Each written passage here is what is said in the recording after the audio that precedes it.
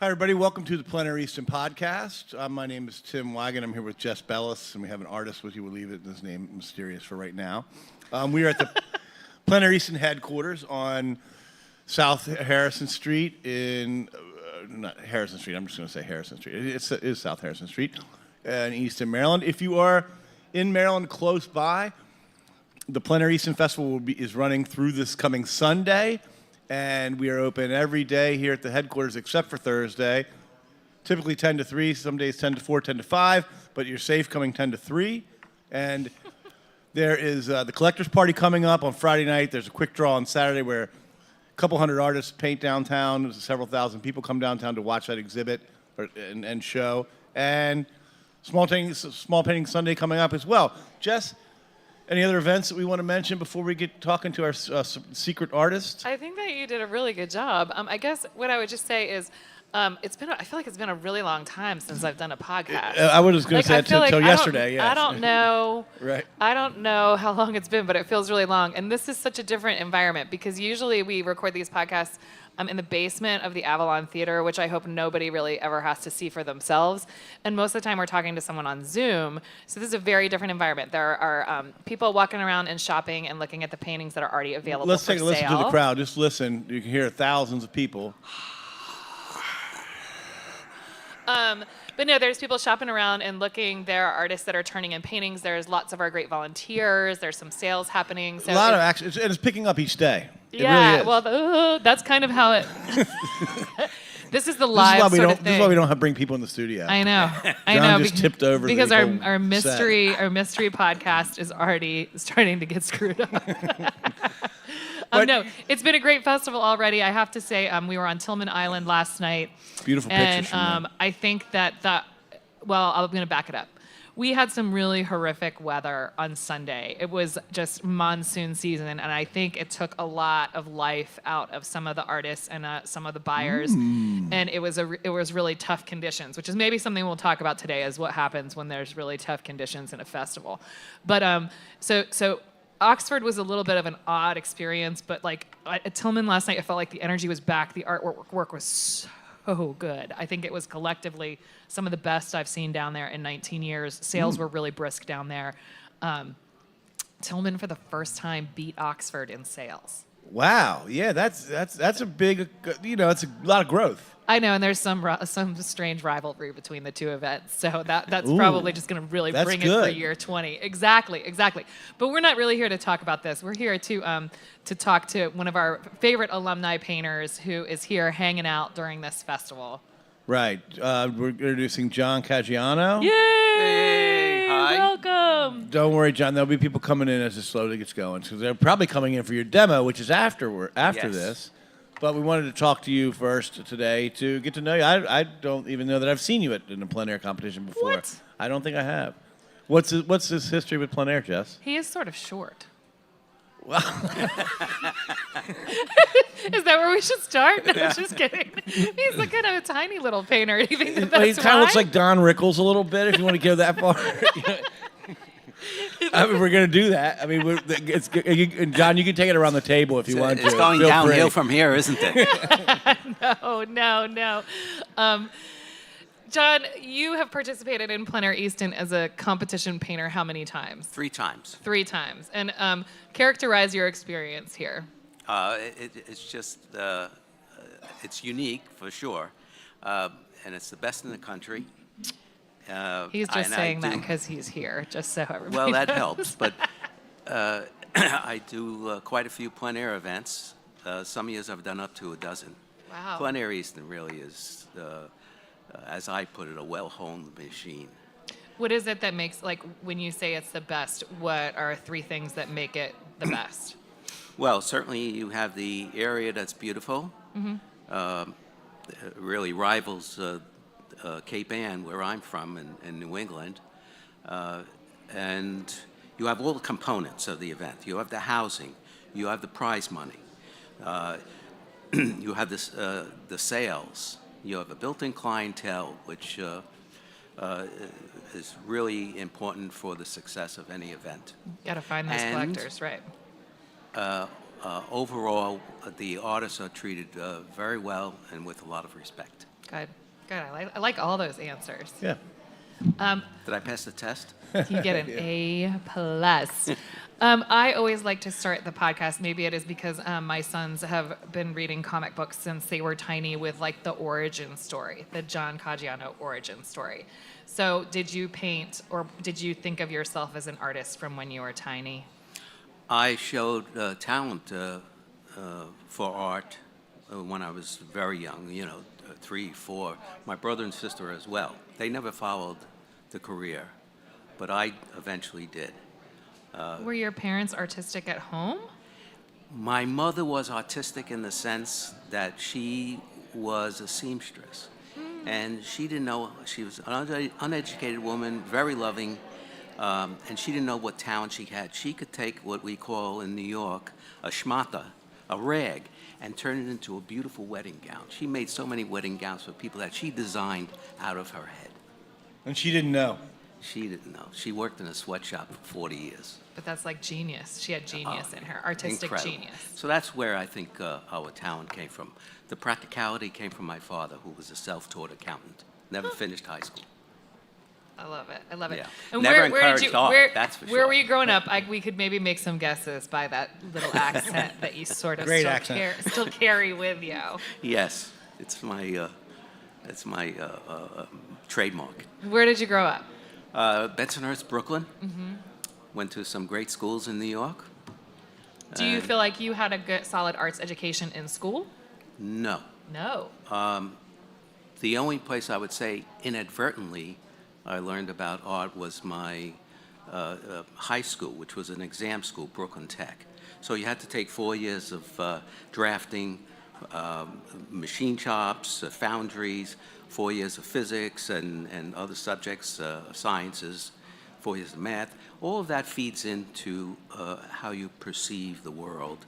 And I never had any trouble with drawing, for instance, because I took all those courses and I know perspective just innately.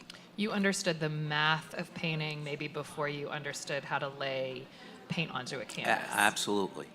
And I love that and I applied perspective. that. That's really interesting to me. Well, yeah, when you say you knew perspective, is there a trick to that, or you had it innately? But It's not a trick. It's called math. well, no. I mean, like but you can teach it, right? I mean, but you don't teach math. You can teach that skill, but then I was lucky enough to have the. I don't have it. That's why I'm curious. Well, if everyone had it, I would be out of business. Or if when we have it, we can't bring it up. Yeah. Well, I was lucky to show a proclivity for art when I was young, so the talent plus the training was very helpful. But strict art education. I took courses and went to When you say that you grad took school. courses starting when you were in high school, or you found yourself taking more art as you went to higher education? Higher education. Got it. So I majored in American history first. I was finishing that. I was going to be an attorney, of all things. I could see you as an attorney, Yeah, actually. you- You're a little argumentative sometimes. I would be the attorney you would want to hire. But I found art again. And so I started a major in art, did all the extra courses, and had a 24-hour pass to the university for all the shops and everything because the chairman liked me, and never stopped from there. So were you a professional artist right out of college then? No, I wouldn't say that. Okay. I had studied a lot of drawing. I did painting, of course, but I studied a lot of drawing and sculpture in college. But being a college graduate, and I didn't have 2 dimes to rub together, so I could never open a studio and with all the equipment to weld and all this other stuff. So I just immediately went to painting. When I moved to Rockport in 1980-81, I opened a gallery because I said, what am I doing here? I mean, I had the girlfriend, but I wasn't going to be a fisherman. I wasn't going to be a carpenter or anything. I mean, I had done all those at a younger age. So I opened the gallery. I shouldn't have. I had no right to open a gallery at that time. This is Rockport, Maine, or Massachusetts. Massachusetts. Yes. This is not the home of the shoes. No. Oh, so you weren't going to be a shoemaker. That's I what was going to be a shoemaker. Yeah. My ancestors were. Great. They're great shoes. I love Rockports. If you want to tag Rockport in this, Nick. They're excellent Just shoes. to confuse people, I like that. They're Right. wonderful. So you went to Massachusetts. Was your big move? Yes, that was the big move. Previous to that, for 5 years, 6 months per year, I was living on Monhegan Island in Maine. And Well, that's I an did artist community, so like you Yes. can't just write that out of your origin story. No, That's I like guess a not. pretty influential piece, I would think. Talk about how that influenced your work or the way that you approach being a professional artist. Well, it was beautiful there.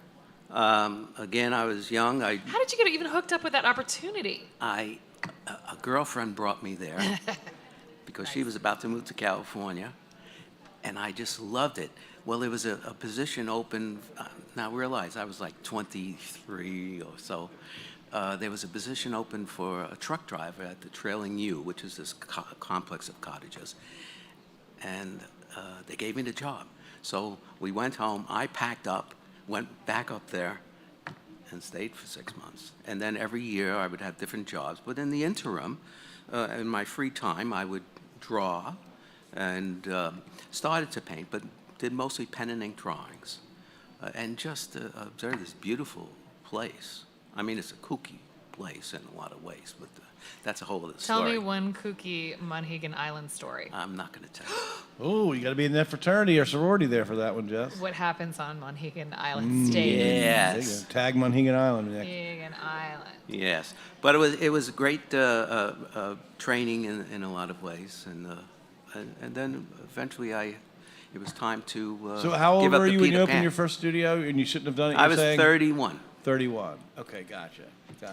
And when you say open a gallery, that means that you were creating art in the gallery and you were selling your own art in the gallery. Like, characterize this gallery for me, because I feel like gallery can mean a lot of things. It's a typical gallery that you would see on a street in Easton. Same as back in then, when you were 31, 30 years ago, same Yes, thing. so Gotcha, Rockport is an old art colony. Uh-huh.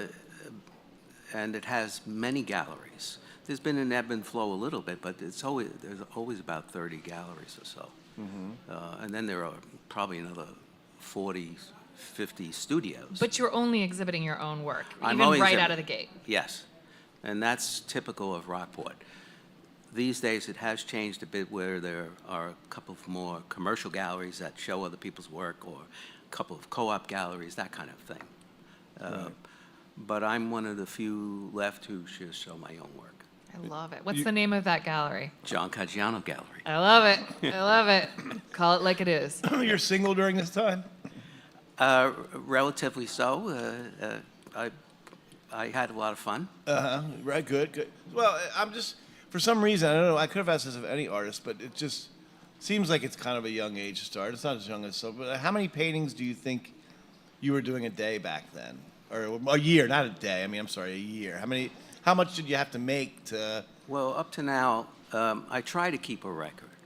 Oh, okay. I have done about 4,000 paintings. 4,000 paintings. So awesome. Yeah, not too I love that. many. I think that feels like a lot. So in those first few years where you had, I'm quoting you, not me, no business opening a gallery, what were some of the teachable things right out of the gate? Like, if you could go back and give yourself some advice, like, here you are, you're young, John Caggiano, 30 years old, and you get to go back and be like, buddy, let me tell you a couple things about this gallery business. What would you say to yourself? I'd say take some workshops. I've never taken a workshop. I could introduce you to some really great artists who have really great workshops if you need an I know. introduction. Most of them are my friends. I know they are. So continue to learn. Yes. That would be number one. That's number one. I mean, I worked 24/7 in those years. I was young, I had the energy as well. As an aside, I sacrificed quite a bit of my social life, meaning not dating, but my family life. Most of them were back in New York. Right. And they had the family get-togethers and everything, and I Had to miss didn't out. go. And it's always back there. So that hurt a little bit. But I was building a business. I was running scared. And eventually I started to paint better.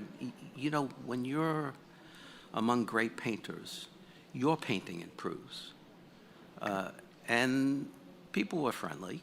I made friends very quickly, and we would go out painting together. In those years, there were a lot more painters on the streets in Rockport and Gloucester and the whole area.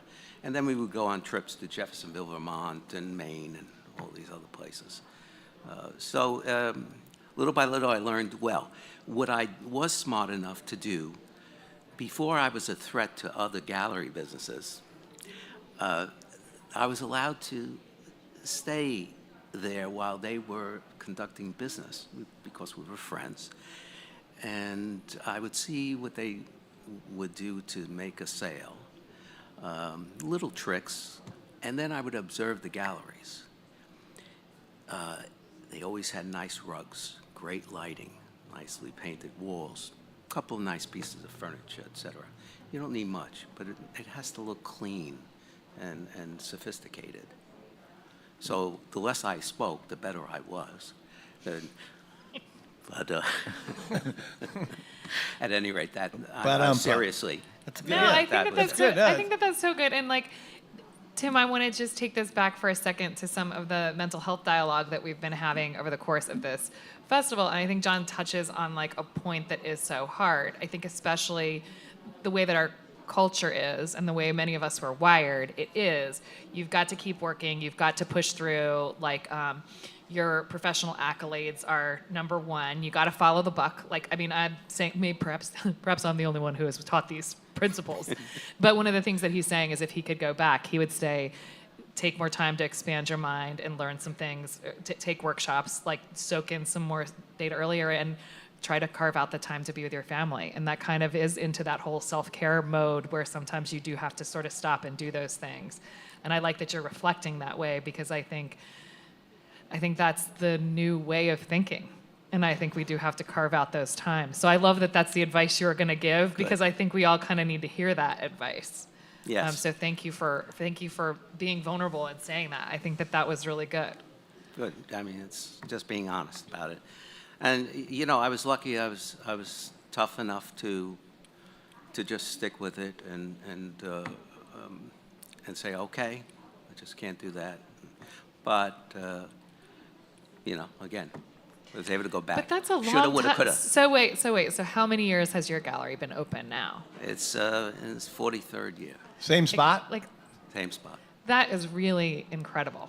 Yeah, that's what maybe one of the Ask My Paintings he did. I don't know. I was just thinking like, that's a lot of lifelong painting. I'm Yeah. always working. Right. It never stops. What's your style, John? Generally, it's impressionistic-realism.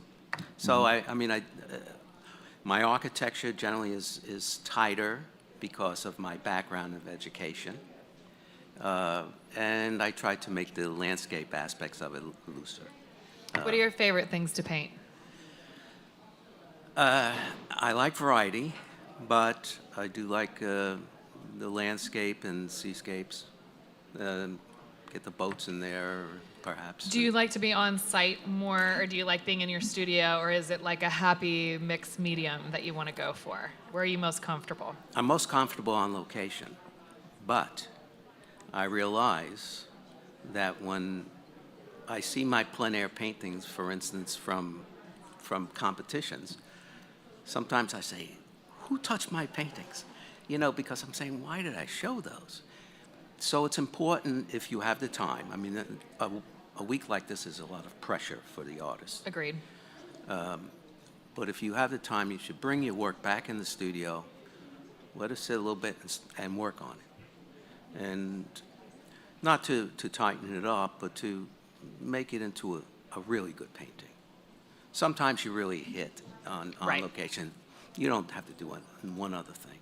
But other times there's work to be done on them. It is one of the reasons why our rules are materially on location, because I think that is important. But when you do come in and put it in the inside light, and see it, I think it's only fair that you should be able to tweak it if it needs to be tweaked.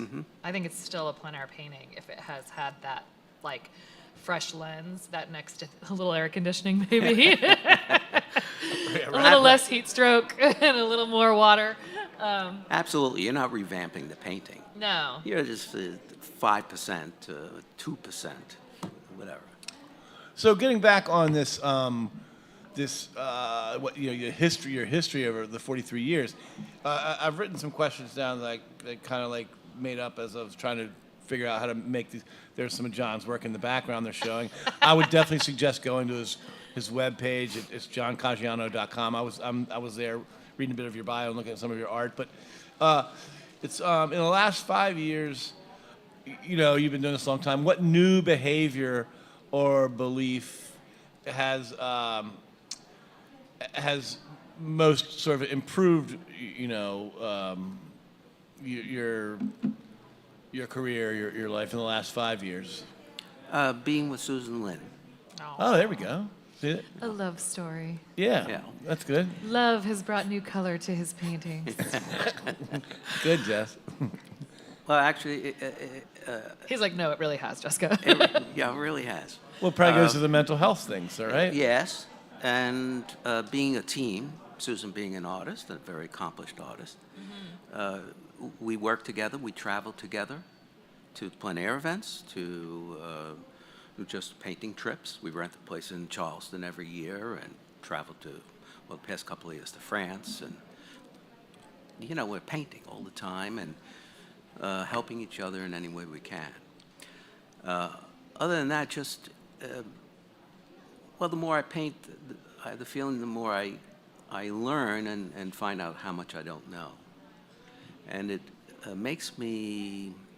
forces me to look at very accomplished painters' work and say, yeah, that's, what are they doing? And so I analyze, aside from just emotionally appreciating the piece. I asked this in the last interview. What's the worst piece of advice you've heard people give in as far as painting and the career goes? Ooh, when I first opened my gallery, boy, this has stuck with me. There was an artist in town, a really nice fellow, and he was already in his 70s, where I am now, by the way. And I went to his house. I said, Dick, I'm going to open a gallery. He said, what do you want to do that for? I said, well, what do you mean? He says, you'll never make it. It's just terrible business. Believe me, you're going to fail and all that. I couldn't believe what I was hearing. Right. And I said, Dick, you're not supposed to be telling me that. You're supposed to be encouraging me. But I've heard other people put down other people's efforts as well. And, life is the art of the possible. I truly believe that. I mean, I'm a Brooklyn kid. I came up from nothing, and I thank God for my education. But I made a nice life for myself. Right. Yeah, that's great. And I don't have to worry about retirement money and things like this. I've done the right things. Right. So you God, I feel terrible about my life. That was so beautifully put, though, wasn't it? Nick, I think you got your title, The Art of Possibility. I know. It's the Art of Possibility. I think we just named this podcast episode, which will get a lot of hits. Do we feel like we need to take a break now? I feel like I know where I want to go after we come back. Yeah, we're going to take a break real quick. This is the Plein Air Easton Podcast. We're with artist John Caggiano, working here this year as an alumnus. I don't know. You guys have to spell alumni, A-I-E-I. John Caggiano, who's been here before. It's like the plural of alumni, alumnus. But you guys have A-L-U-M-N-I. I'm not the speller. We're going to figure that out on the the break. We'll be right back with more Plein Air Easton Podcast. Thanks.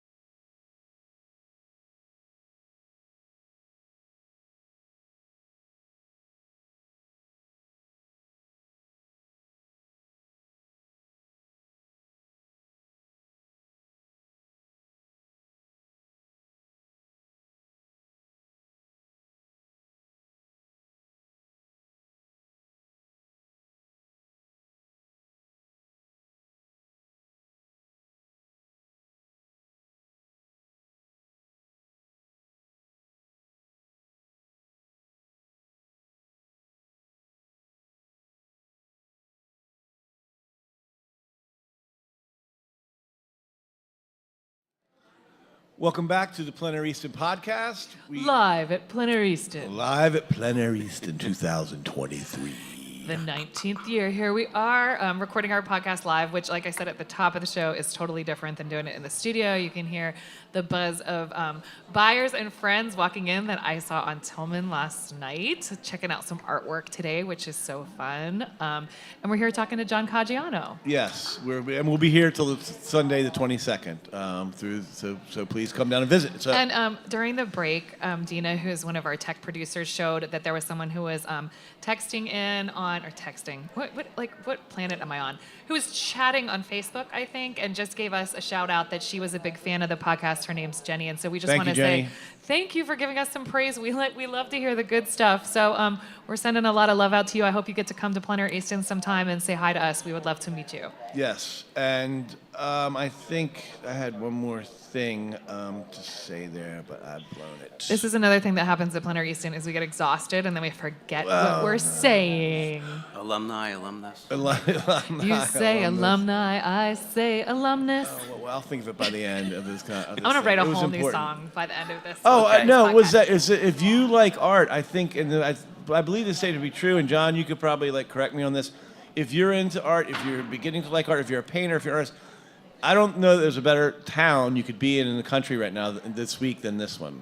Is that correct at all in some ways? Aside from Rockport, Massachusetts? Yeah, right. Aside from shopping in his personal gallery in Rockport, Massachusetts, John Caggiano Gallery, JohnCaggianoGallery.com. While the food's good here, they got home cooking there, I hear. Yeah. Oh, yeah. So one question that I always like to ask is, has there been a period of your life where you have felt really uninspired, or you were in a place where it was hard or difficult to produce artwork? And if so, what the heck did you do? How did you get yourself out of that funk? Or has that you've just been walking on sunshine the whole while? No, I wish. I would be lying. I know. Well, that authenticity that I praised you for earlier would just go right out the window. Now, the period between my graduation, let's say from college or grad school, and the time I moved to Rockport, I floated around quite a bit, even go to Monhegan and then back. By the way, when I was back in New York City, the 6 months in New York City each year, I was working in the movie industry. I was prepping sets. Who, with Scorsese? I worked on... you could have been right in there. You could have been typecast. I worked on movies for Apache the Bronx, the Cotton Club. Oh, yeah, great. Neighbors, etc. But I was, again, I was part of the union, but I was called an industrial member. In the old days, they called it paint boy. So I prepped sets and things like this. Great. In preparation to become a full union member. But I moved out of New York before that happened, which probably was a good thing, because most of the people who got into the union as full members gave up their painting. There were a lot of artists who... Right, yeah. And they were working the day job. Yeah, It because was the a money 9-to-5er. the money was so great. It's great. And consistent. And it was great and Yes. consistent. So there was real security. So Yes. they lost some of that possibility. If Yes. life is about the possibility, they lost some of that. So I was happy about that. Got it. And I gave up a 9-to-5 job for a 9-to-9 job. Right. Right. So, low point. Oh, so that period in between, even though I was very active, I was still floating around, and I really wanted to do my art, strictly, and or exclusively. But so it took a while, and it took my moving to Rockport, not having the distractions of New York and the possibility. Everyone in New York has a gig. They have a secret, and not in a bad way. It's everyone knows someone who knows someone. So my options weren't great, as I told you. Either was going to carpenter or fisherman or whatever. So it was a clear path. So I was very happy in beginning my art career, my full art career in Rockport, from which I've expanded across the country, and I've built that. Were there downtimes? Sure. Everyone has expenses, and there were times when I wasn't making money, and I just tightened up. When I moved to Rockport, I had probably less than $1,000 in my pocket, you know. But I've always been a survivor, you know. Thank you, Dad. And I just did it. But times got better, you know. And then once in a while, times weren't so good. But when times were really good, I mean, as Americans, you know, money is our security. Sure. It's not our happiness, but it's our security. So when times were better and I was making lots of money, I didn't squander it. I didn't shove it up my nose or drink it or whatever. I saved it and I invested it. And that's why I'm secure today. And there are still times when I'm like, oh, God, if this were a job, I wouldn't work it, you know? But then there are other times when it's like, you know, you just can't keep the paintings on the wall. But when you drive around sometimes, are there just days where you're uninspired? Yes. And then what do you do? I just get in front of the easel, mostly in the studio at that point. You bring yourself back home and you say, Yeah. John, it's time to paint. It's time to paint, and after an hour or so, I'm in the zone, and I forget whatever has been distracting me, whether it be not being inspired to paint or a problem outside of painting, and that's the solution. Do you listen to music while you paint or no? I listen to several things. I listen to music. I listen to TV, and it could be the most boring And stuff. of course on he TV. listens to the Plein Air Easton Podcast. Always. He will now. So you listen to some like you can Just both paint background. and do but you need a little bit of chatter, whether it's Yes. whether it's music or you're listening to a show that you love, or you know.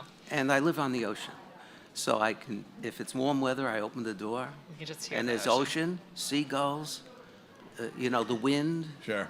I envy a lot of people who are on the podcast, but this whole like I've got this great house by the ocean thing that he keeps mentioning to Yeah, me. there's it's a lot really, of like, artists kicking up my houses envy. by the Like, ocean. yeah, no, it's not braggy exactly, but it really does make it feel like More I'm bad missing advice out. my parents gave me. Don't be an artist. It's like every artist I meet has a house by the ocean and 2 houses, you know. They find like the most beautiful place ever, and they get to live there.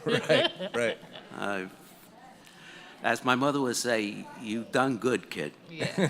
Great. Yeah. Yeah, no, it's great to see. And again, it's part of, you know, was one of my big questions when we started the podcast. It's like, you know, what do young artists who are trying to sell their stuff? I mean, you had a point where you had to sell it, right? I mean, Yes. And you know, you end up making it through if you just stick with it.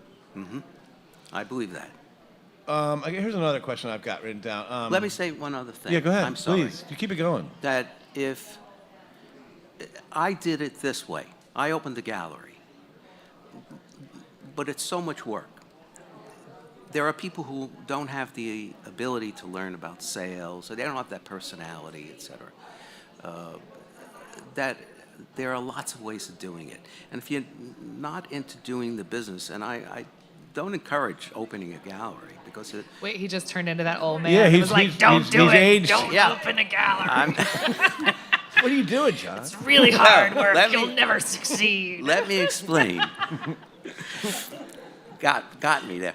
That if it's not in your personality, sell through galleries Yes. and just give the 40, 50%, whatever it may be, because they have overhead and they're working on to sell your work as well. So there are just lots of ways of skinning the cat. Well, and Sure.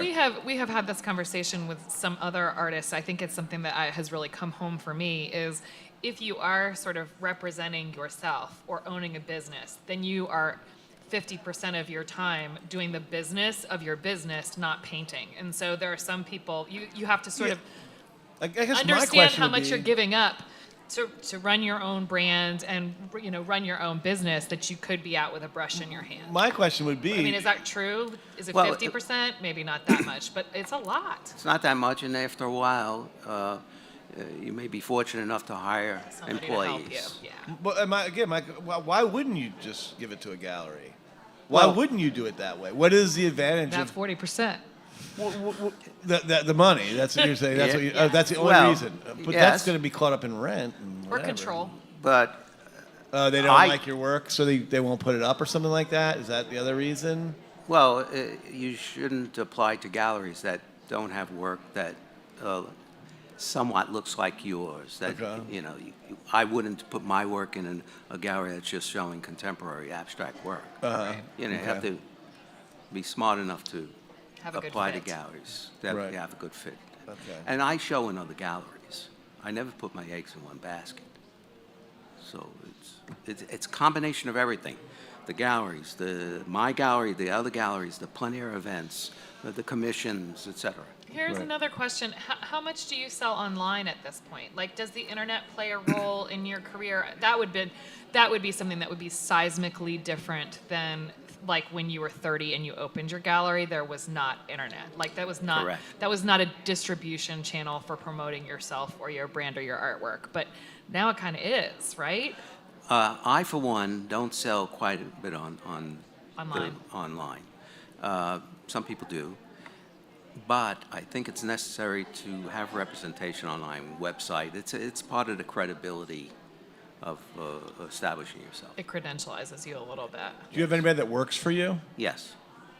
Otherwise, the gallery would be closed right now. He I and was go- Susan are in yes. Easton. I almost was going to ask that question, like who's running your gallery now? But there have been times when I couldn't get employees, especially right after COVID, Yeah. that if I had to go to a plein air event or travel, I lock You the had a door. gone fishing sign right. up. Yeah, Yeah, I mean, I'm at a point in my life that how many more years does one have? Even if it's 20 years, you have to enjoy yourself Live every Sure. day. every day. Let's talk about that for 1 second from the standpoint of one of the things that I think is a little bit different about plein air painting or maybe the plein air competition scene is that it is relationship based. Do you feel like you've made a lot of friendships? Like, tell me about being sort of a part of the plein air family and whether that's like something that has fed you or that you like. Talk about that a little bit. I've seen enough of your hijinks online to know that you can dish it like the best of them, right? You mean they don't censor that?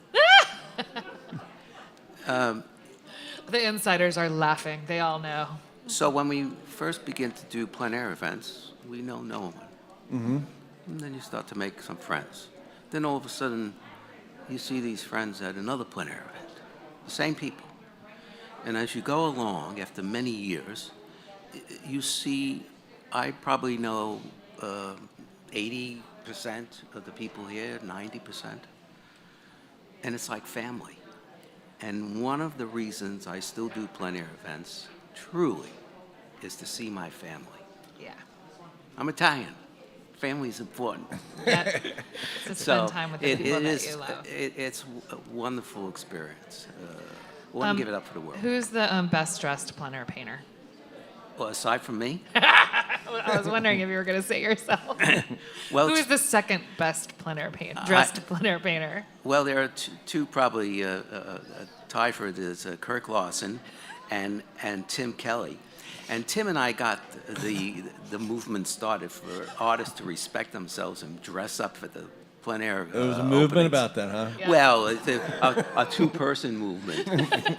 I used to do it in Florida a lot as well. I'd say to the artists in some events, I said, "What do you dress like that? You dress for success. Who's going to buy your paintings? Looking Right. like a bum."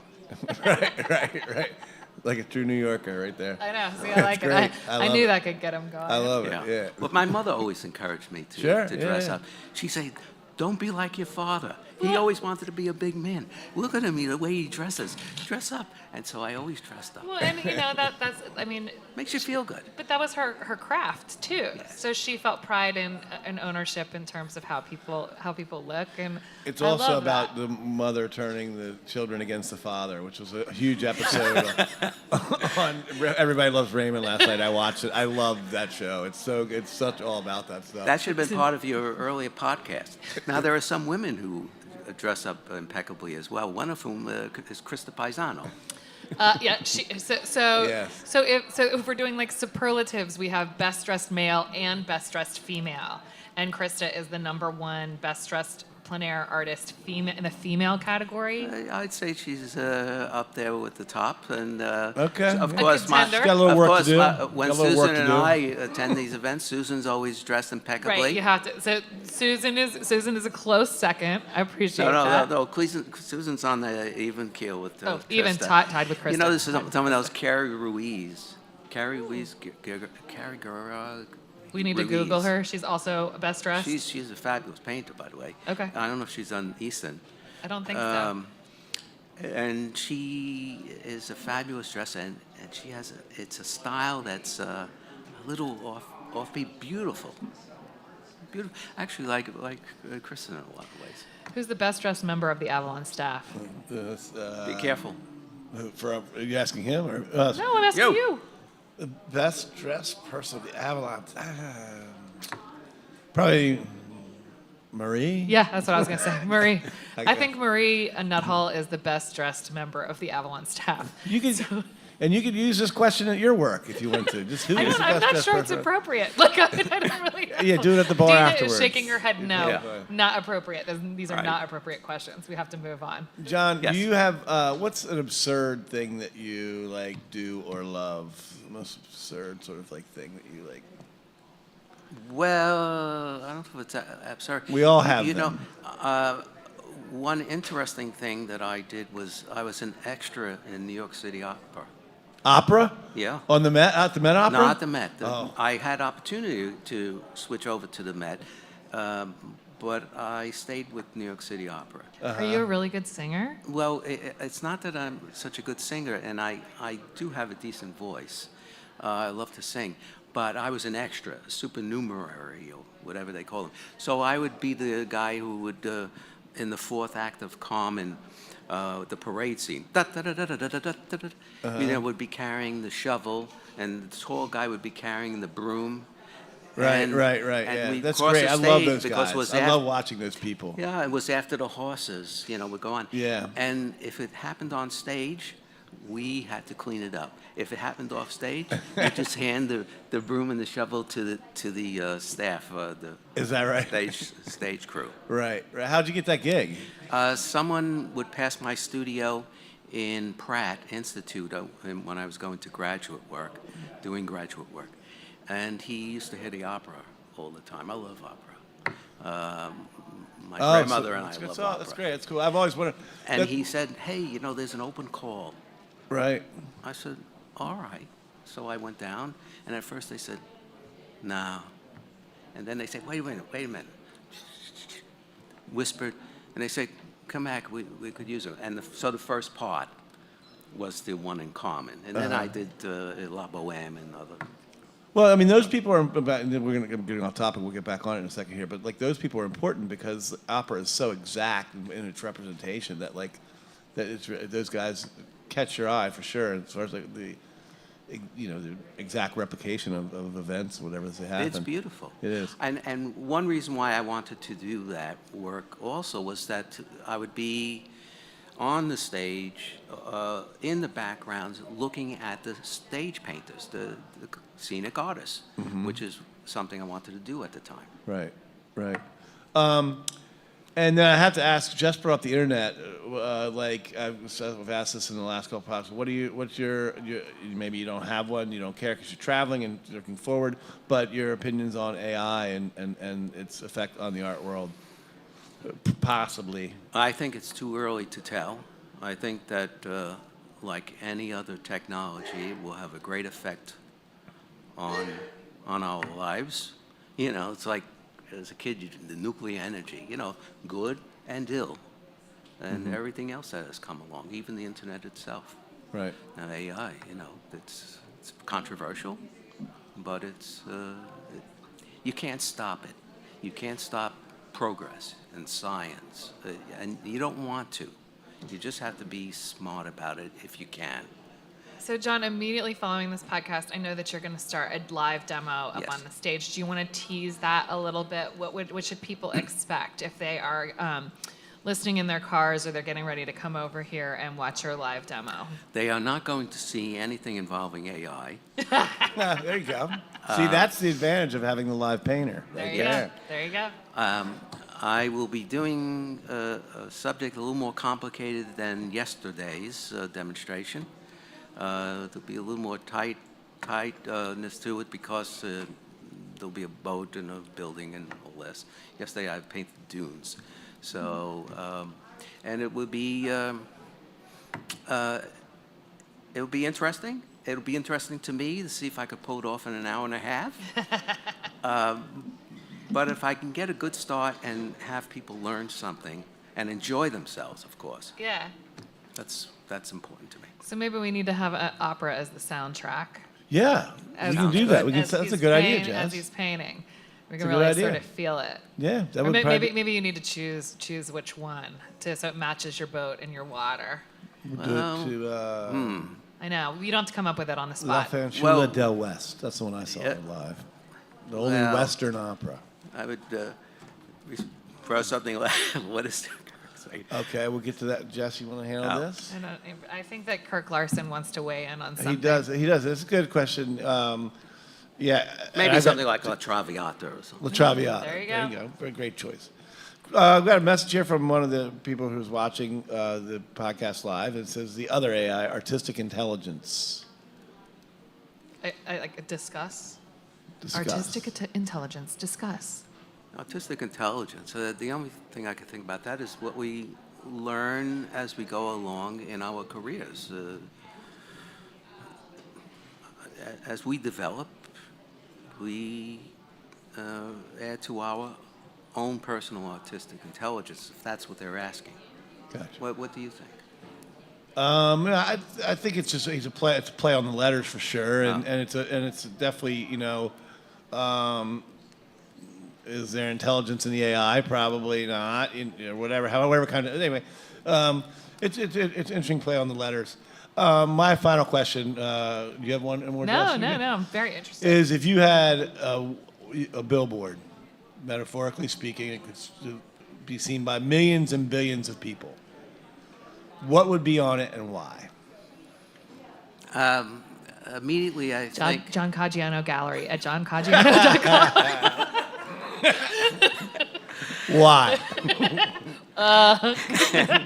Because I'm sorry, John. Please answer his serious question.